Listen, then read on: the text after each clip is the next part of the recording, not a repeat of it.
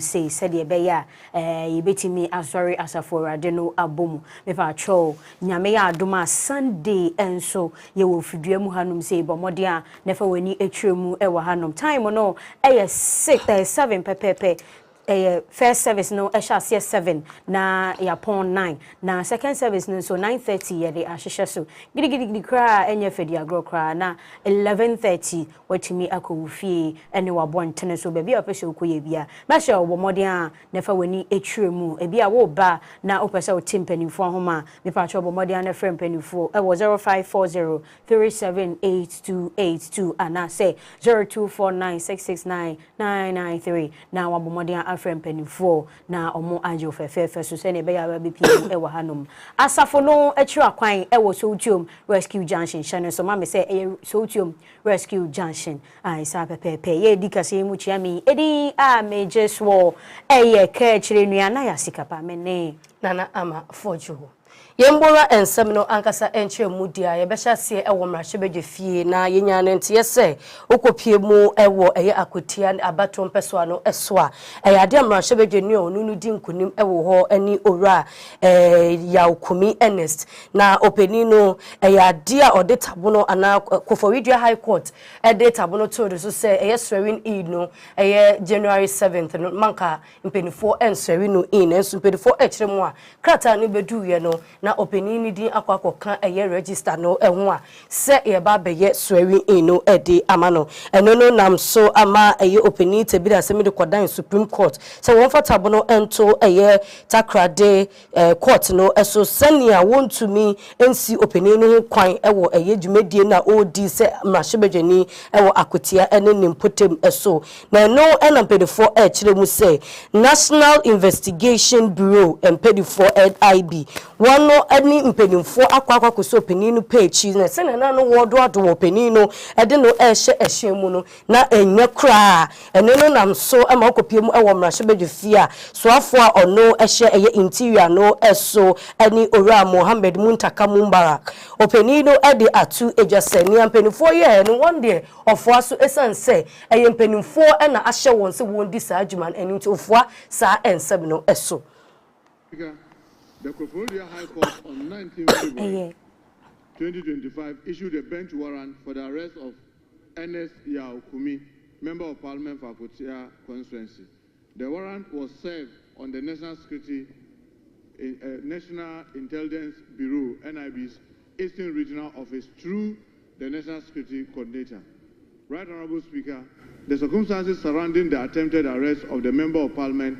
by the officers of the NIB was therefore to carry out the orders of the High Court per the warrant dated 19 February 2025 for committal for contempt. If I had avoided, if my colleague had gone to court, if he had gone to court the day they needed him, if I had avoided, the court wouldn't have issued bench warrant. Mr. Speaker, I recollect very much that my colleague from Bimbila and I were in this chamber, that if you know there's any service on you and you go ahead to take the oath,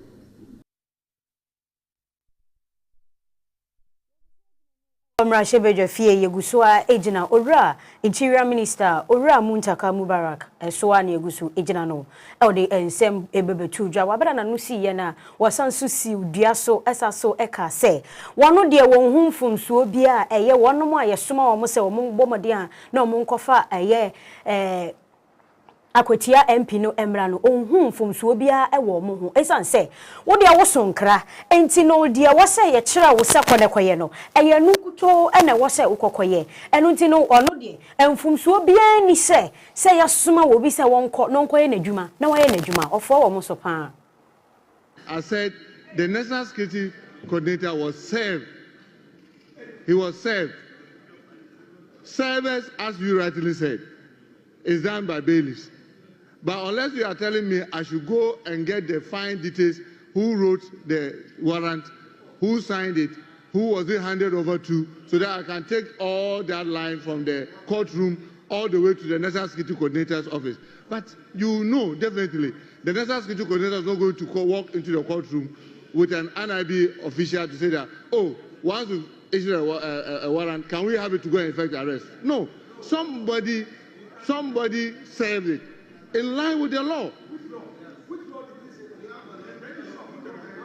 So, Mr. Speaker, so far as we are concerned, the law was adhered to, a crime was committed, and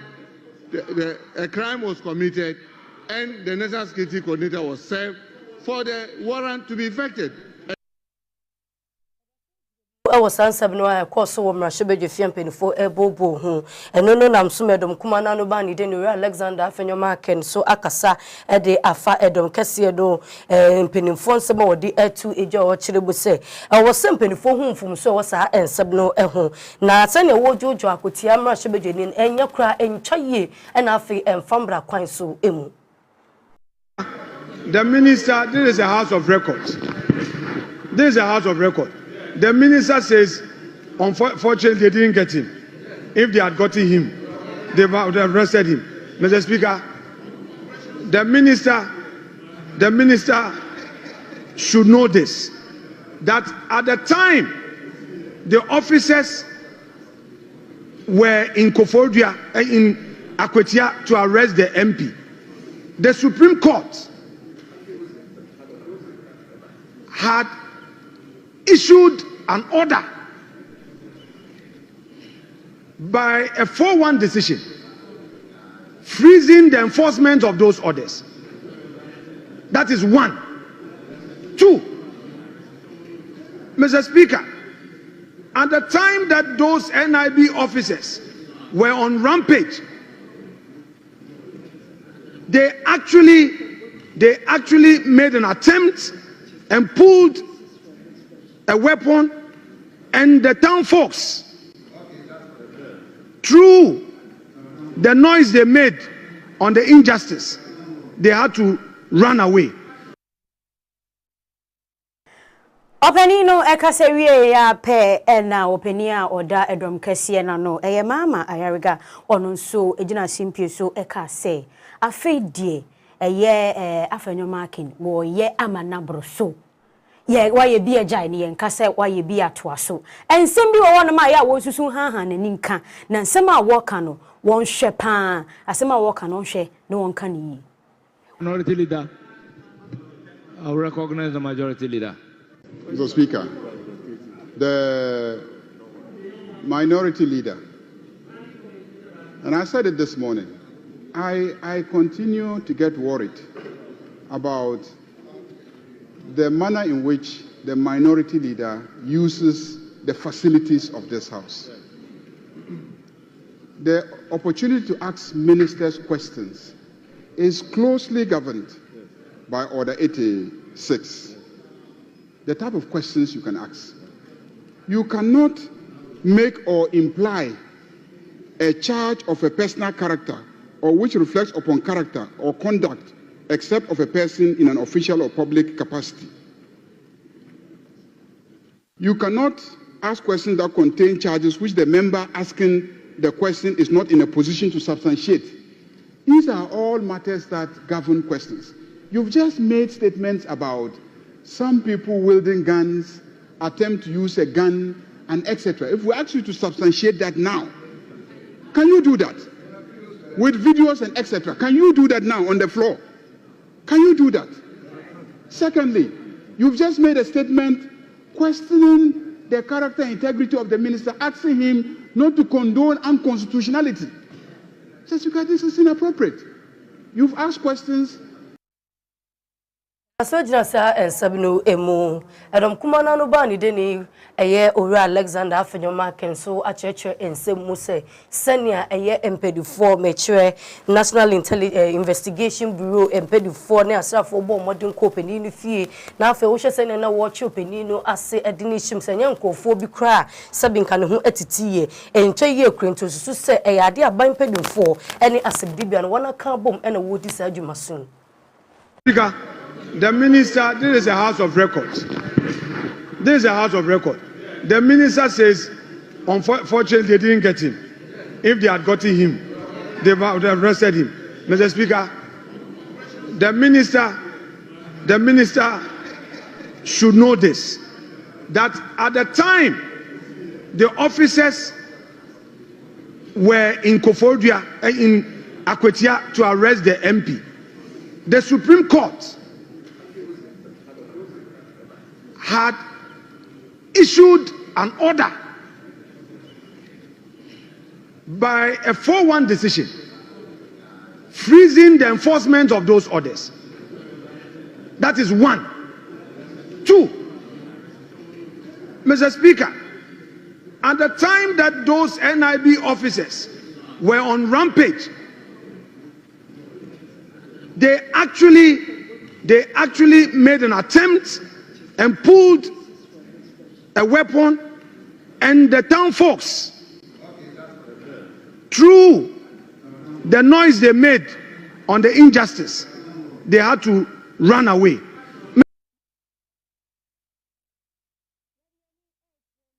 Silarion mine mudia na Ghana ayeye mampeni John Dramani Mahama odinini ekopie mu ewo honom wakoye no ensem bia wokan ye no ehyen kuran pa openi no ansema wokan ye nyina ene se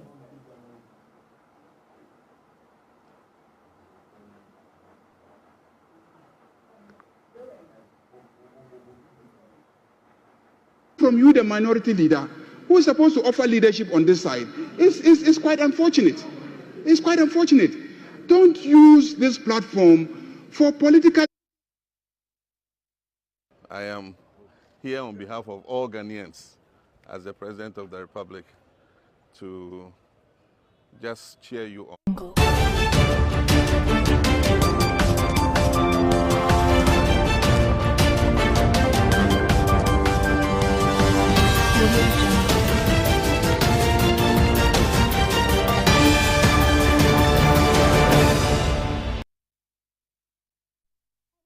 Mfanchaye esanze mfidie eni yedi ejuma enunti anchu biba ho ana wode achaye nsa ye to aso dia na yede ni ekopie mu ewo Silarion mine mu Ghana mampeni edinani etwe mu ewo honomo ensrahwe na no wokono wo pani no ejina simpie so edin sembi etudwa ni sema woka nyina ne se enkita hodia eda Ghana ene Silarion mine mu no wo behwe na emu aye kenan kase wo behwe mu ekena se de be ya periperi no kroye sumdwe ebeba wo my Ghana and Silarion mine. This visit is a short working visit, but also in the spirit of African tradition to say thank you to my brother, President Madabiu, for the honor he did me in graciously attending my investiture as president on the 7th of January 2025. And so, as we do in African tradition, I should have come the next morning to say thank you, but better late than never. I was busy putting the government into place, and today was the best opportunity. I will thank you for the kind hospitality. I think that President Madabiu's report is very comprehensive. Indeed, we have discussed a broad range of issues, and one of the most important points we agreed on was to establish the Permanent Joint Commission for Cooperation as quickly as possible so that it becomes the institutional framework for us to build our cooperation on. There are many areas in which we can work together. And as he said, we discussed issues of agriculture and food security. We discussed issues of power and electricity and how we can work together to enhance the West African power pool. We discuss issues of education and exchange, and we believe that the Permanent Joint Commission for Cooperation is going to be the best avenue on which we can build this cooperation together. On sub-regional issues, as an old face but a new face in ECOWAS again, we discuss issues to do with the issue of terror.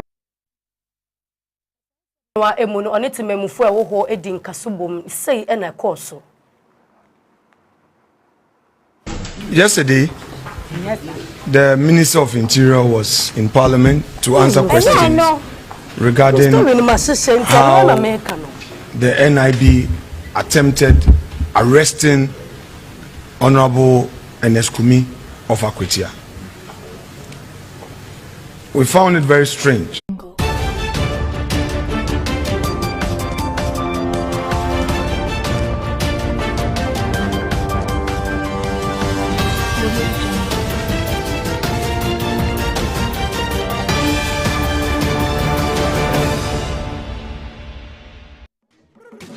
commanded your morning? Say the Bidia, and your throne say, Jambon Paya Brian Brem, Apam Global Church, a dream hunting on Mashisha and Pibodin Jumedia, a friend of Miracle Hour, Nasa Jumedia, so Onyankopon D for Prophet Emmanuel Frempo, and the Bidi Nimi Abo and Pibodin. Now you rin so we shot in so their mind. Said that Tron Kama Yetias said, and Pibonachino, Ribi Besi. Ampa, Onyaminam need 2 meaning and more than so a year in Century Akese, and would you make days? Anti Kayan, a free a drada could see Memneda, a bra about 9:30 a.m. It was Cyrus TV, so Ubetinia joining and so Facebook, YouTube, Instagram, TikTok, Miracle Hour Apam. So we want church, Mubia, and now dance day being swap. Friend number 0548 057 029. Semekase Miracle Hour. Now I so.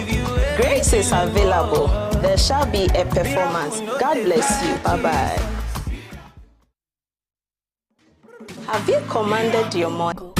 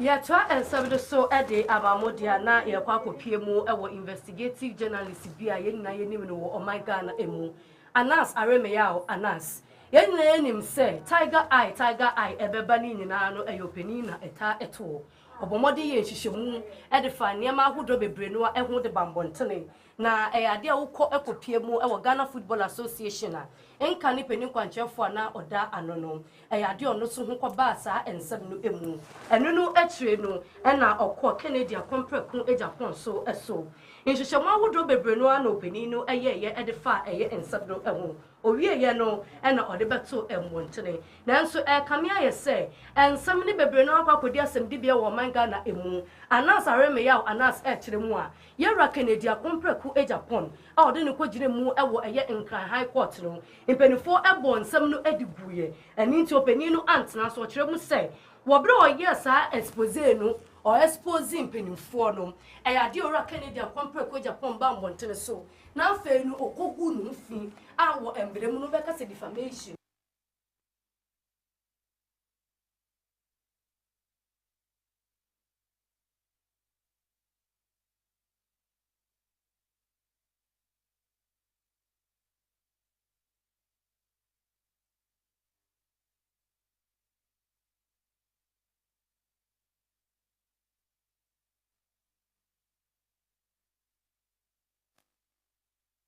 kwaseten wo bisa ne se ora Kennedy wo evidence awo e wo sansem no emu ewe ora Kennedy enya Anas wo de ewe he na Anas Aremeyao Anas nya sa investigate info ni nyina no ede ba asem dibia ho enko kwa no ana enko wie chire kura no enkemfu ano ade a court no amano ne court no asem wa Ghana court ni bogu ye no amano ne afo no akọ edi ama ora Anas Aremeyao Anas mesike chichiri dia woni edi efri ora Canada kompreku Japan ho edi ema Anas no eye $18 million eno na woje edi ama Anas Aremeyao Anas every Anas Aremeyao Anas nsem no so a na ye de ani etremu ewo kumaseman no emudia wapani a wo hye eye Ghana ye energy Yenyina monkane ano eho no ena di ensem bi abetodwa nano ya ebeto dwa se dum so asanso amaniti so opani no ejina baabi eka ogina mu eka se dum so ema baabi a na emom ancho kakra bi ena aba ho na omo abobomodin a esiesie eno nti opani no ene wo kire mu se sisi ade so no omo etu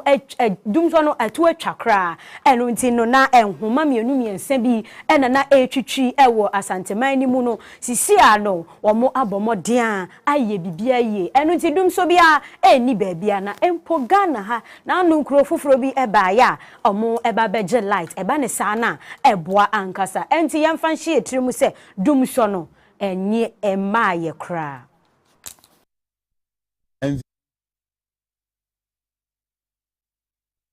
a transformer dada no 66 nti say what the 145 eba na say Honda no akosuru ye pa nti Kumasi for by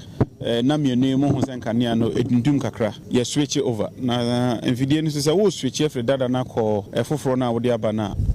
aya na etimi haw kakra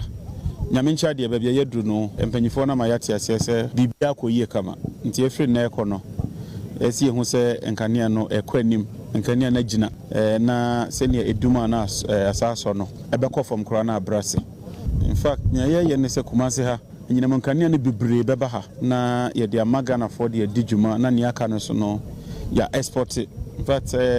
na wachi etwam ya Burkina for ba ha so mo sere yen omo enkania no ke betimi amom bia ka ho a tina kire se akwanya wo ha ye betimi aton kania ne bebre nti yebekọ so di sa adwuma no na ya make sure say enkania na gina kama na obi ansa aka eye afi etwam ya bosumi bia na aban ne share load in fact December crowd almost share load a ma ne kodro 750 megawatts dina che say enyina enkania na yesu mu no problems na do so bebre right nti na moto abamaye esi yire ho na yebra ni nyina ase na enkania na ekononim Asantimantam so for Dr. Frank Amokohene enso agibre chechire mu chirempani. But the last time I met with the ECG and the power sector players, what I noticed was that there was a communication gap between what they are doing and making that information available to the public. In times where there is even planned maintenance, you hardly get to hear of it. Free sa sabido esona fe sansun ko jiremu e wasemdi biadia na eye managing director edema ISPY company eni ora Daniel Ohusu Kranten na ababeto eja se wono ekojiremu e wo Madina Magistrate Court e wo eye Madina Mpotemu wa ni nyina no efa eye ewu a nsamtwereni Ameswali otona nanom e wo ensiedo empanifo e kiremu a eye Ahmed Swali na oka Tiger IP amateur announce expose hu nhyehyeye nyina na oka hu bi na mpanifo akyeremu a January bosome ne da to sudunsia ewo 2019 no emu Ameswali ne dan ana ne family house enimu wa wo Madina ana nkrofo bi ekobo ni tuo ema ne tuo na nanom ewo ensiedo na wo kyeremu se onipa ba ko a fiti sa 2019 mu wo ye nhyehyemu a wenya aye nipa bia wo mu no Police sahene foforo wode no aba mekire owura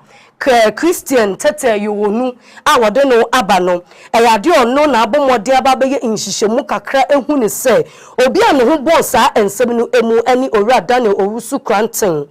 na wohu sa no ene wokote bidopedi no ede no kogina Madina Magistrate Court no emu se wokwakodina sem nyentia mpanifo ekosoa openini ni na elese Ansana aye investigative journalist meche Ameswali eba beto na nanom ewo ensiedo no ana nipa bonifo bi kwa akoboni tuo no wo kire mu se saa Owusu Kranten oni Ameswali twitwa mfoni emfoni no twitwa wie ye no ena oni owura Kennedy akompreku e Japan edi nkomo ewo ono saa mfoni no eho ena wo chie owura Kennedy chie sika ede ma no ema oje eye pictures no into okwaji pictures no let us say owura Owusu Kranten enim owura ameswali no ewo no ehu bi eno enenam so ama court no ana posifo Christian teten yowunu ene ne pedifo bo modin ko tabiri opani no wodi no ko gina mu ewo Madina Magistrate Court se wo kwakodi opani no asem nanso wo bra wo kodi asem no ewieye no eje bo ene bo wonchi wonfanko wonchi fanko ni nyina no wasanso de aprantie akwakoto aposifo kukuma wo twense wo besanso afre eye asem no ebien na owura Daniel owusu krantie asanso ababegina dakem na wono asanso edi ne nsem ebien omo ebedi ne nsem ebien dia na empe lawyer ogina mu edi sansem yi ede ema ye abrantie awoto anananom ewo nsiadu na mefa ne kransie yi lawyer no ede asem bi atudwa se niema mienu miense bi na asena omo hwehwe akwan na nanso sisi ade wa bra ye omagada information ni bibia no omo bebo modern no omo de omani atofam se na ebe ya enkoba se sansem we omo besanso ejemu ede ato hono nemom omo be yan hwehwemu de eden pa. I really put a charge sheet together. A charge sheet on an offense of murder. First, we were talking about abatement. Today, we sprung up with a surprise charge sheet with one count of murder. And they prayed the court to remand our client with no basis. Sabido esuna fe yedi achem ewo police atnaye na yedi na enim se IGP foforo na Ghana man penis excellency ora John Dramani Mahama abomodin apaw na nipa opaw no ene owura Christian tete yowunu na police atnaye hodo obaye na wotokra endri wahya asie esheki woni nyina ene se resafo no nyema bi ekokokoko so ewo ho owura yowunu etre mo nyema bi enkoso yie ene nti odin krata epiem bontene eso nipa ne nsa hye asie ene Grace akrofi ono ena ne nsase sankrata no ase a wo kire mu se eno no beboa ama san sakreye ebe ba beboa ama nioma etumi atoto yi na nioma so etumi akototen ewo police no emu eni nti ni peduasa ba ko 31 ena weyi ebi ene ma me ya eye tiwa adudankwa ono no eye director general edema RNP saso ena ora Paul eye awuni onono eye service workshop onono eko enkran ora Daniel Kwame Efriye Dr. General odoso eko DSO saso ena COP Dr. Ernest Kwabena Owusu onoso eye Director General edema SVCS ena afei nipa hudo bebrenua ekekeka ho a wo kire mu se san ensakraye ena afei dibra hudo ye dia mama san nkofo ebebo ma police adwumekuo do etumi etumpon yi ebeboa ma police adwumakuo no etumpon dia na ye bomodia edieni akyeremu ewo mrahye bedwafie dia eye honorable Stephen edi ensembi etudwa openina asema waka nyina ne se Ghana fo yenu ye ho ankasa yenu ye ho adenti na yenu ye ho a edi ankra any 24-hour economy emeboa Ghana mabuno no da biara da no no kwa wanti bi mpani fie so da se 24-hour economy NDC for abomodian edi aba chese wo ma dwen se ebeboa etimemufo na na se mofra na youth na omo pay adwuma ye no there's no way say 24-hour economy no ebeboa esan se sisi ano ofa Ghana hanum se ya obehu ntete na wotete se de abrantie bi de bo onwom no wo sansu ejina mu ka se Ghana fo enu omo ho papa yie pa se omo bo omoden a ede omo kokromoti power no eto aba ede ma NDC aban openilo e kire ni nsem mu sei. Let's come to this something they call 24-hour economy. I've conducted my own research. I've collected primary data from them. I've asked 31 NDC MPs. They all give different definitions. One policy, in terms of definitions, infinite.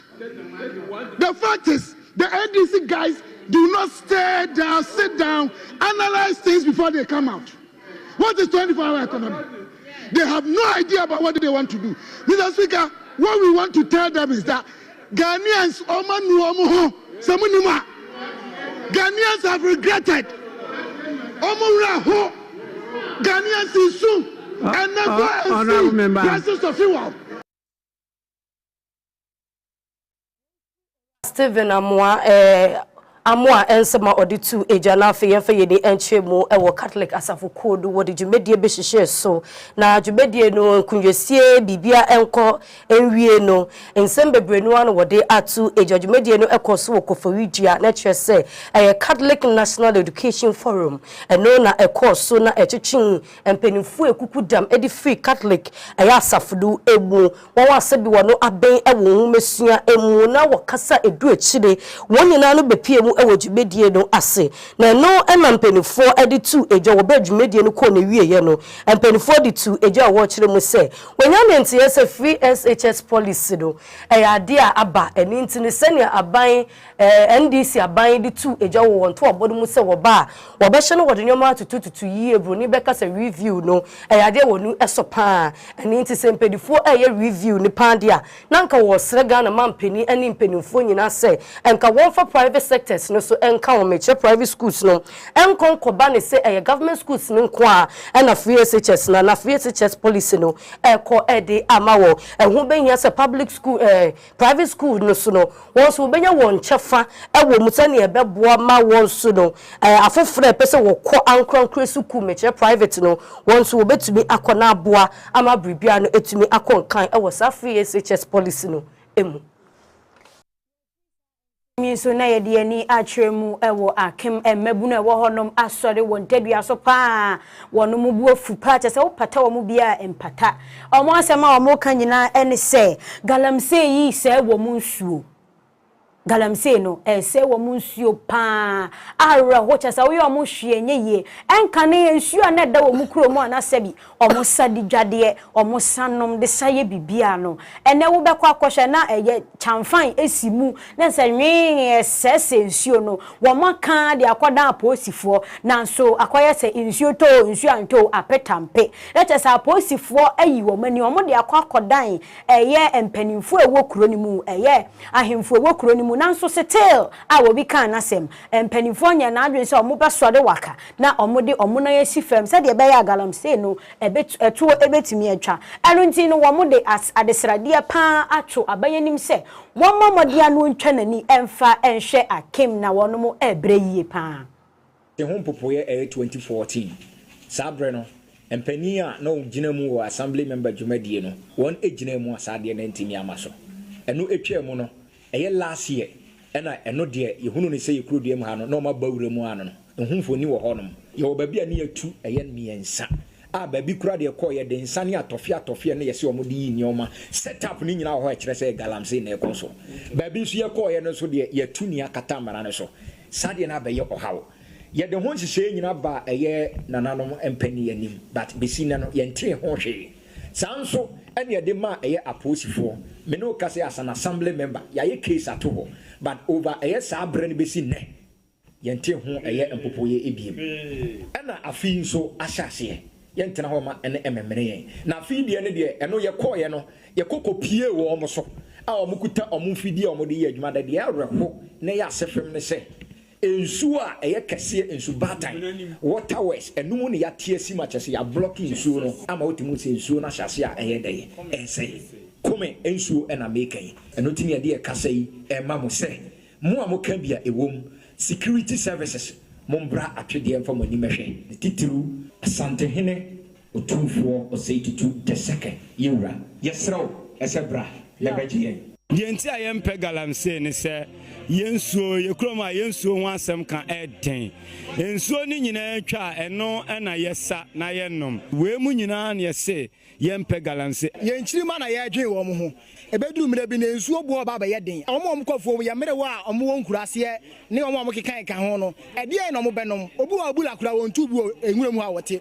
nwuremu so many years ana wote wo eso no ensuo eno ana wosa come kantan ni omo mekeka ho ni nyina eno ana omo sa eno ati yesi ya mpe galamsey makwachi mako hu sa de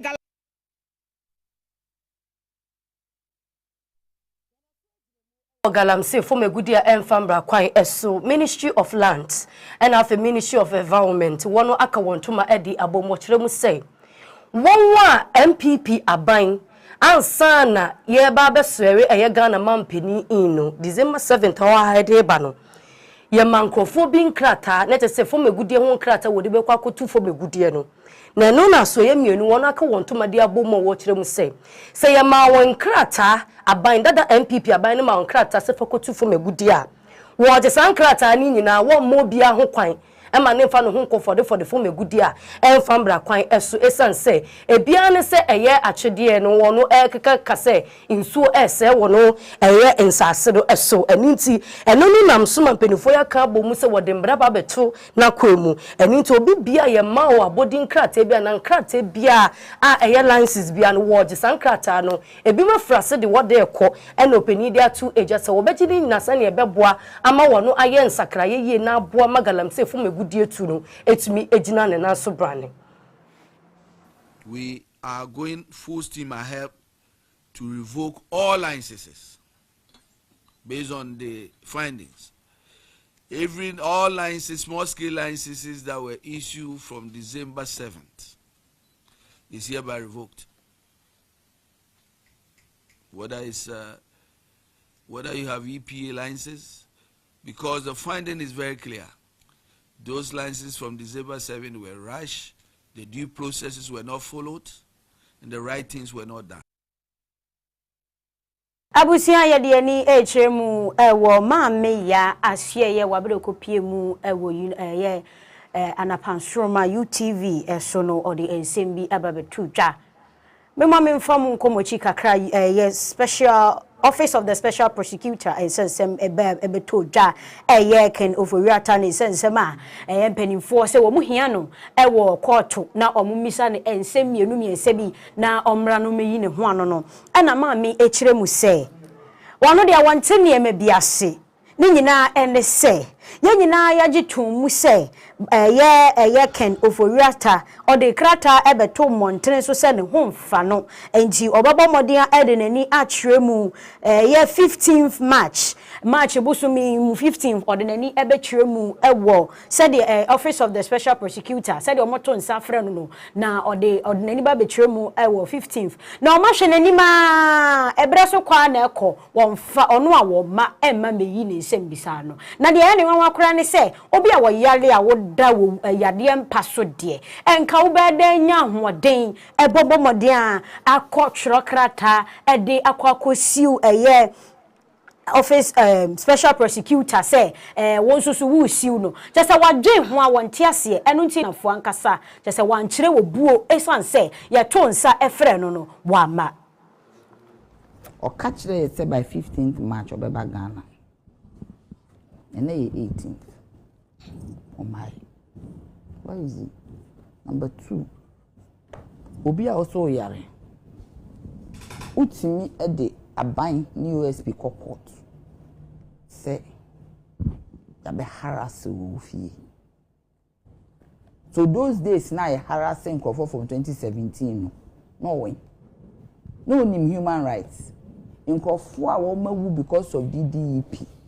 Debt exchange program.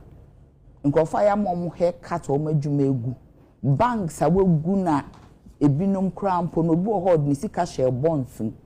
na ni sika so ewo banks no we lose on both sides. On the definition of human rights, I mean seriously was it 15th March now OSP saying say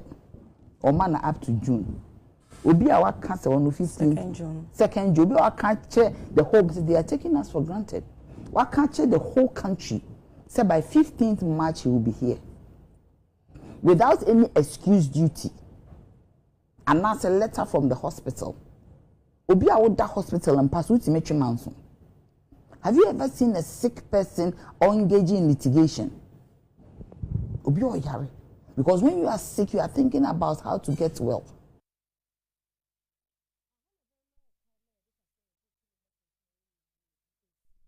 Amamu Apam Global Church asafo ne so yasen me kenkan kase do ede ema yen na senioma nkoyi amfama wa eni de ma fa chen sanse mfidie ene yedidi dwumantie to de bia na agye no ho kakra ne so pede fo bomoden akeka nyoma esieni ede amai ende ya wada mpa bokoso wo fidue bu ha saso ya wada bia mpa bokoso wo fidue mu anya mpa kosia da enkenya nsum ehya se first service and second service. First service no sha se 7 the copy 9 second service 9:30 to 11:30 baby bia wo bia na de aka agenda ho na wa ba bepie mu e wo fidie mu